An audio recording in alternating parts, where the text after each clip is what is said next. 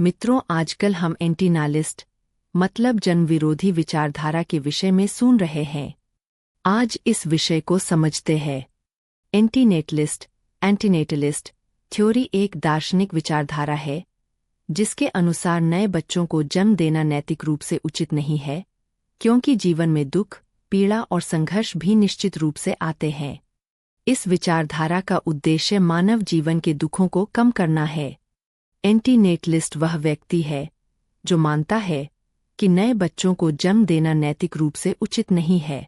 क्या है इसके संभावित लाभ?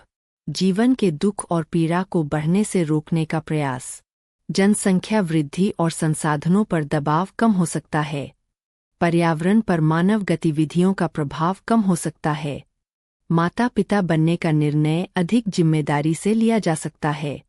संभावित हानि: यदि सभी लोग इस विचार को अपनाएं तो मानव जाति धीरे धीरे समाप्त हो जाएगी। समाज में नई पीढ़ी की कमी से आर्थिक और सामाजिक समस्याएं बढ़ सकती हैं। जीवन के आनंद, प्रेम, रचनात्मकता और उपलब्धियों जैसे सकारात्मक पक्षों की उपेक्षा हो सकती है। यह दृष्टिकोण कुछ लोगों में निराशावाद को बढ़ावा दे सकता है।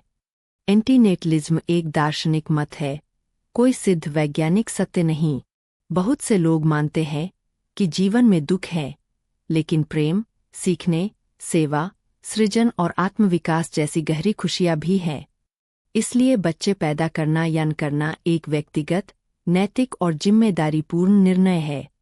बच्चे पैदा करना या न करना किसी विचारधारा की नकल करके नहीं, बल्कि अपनी परिस्थितियों, जिम्मेदारियों और मानवीय मूल्यों को समझकर तय करना चाहिए।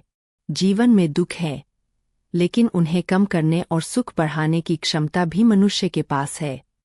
कुछ युवा एंटीनेटलिज्म की ओर आकर्षित हो रहे हैं, लेकिन यह कहना सही नहीं होगा कि अधिकांश युवा इसे स्वीकार कर रहे हैं।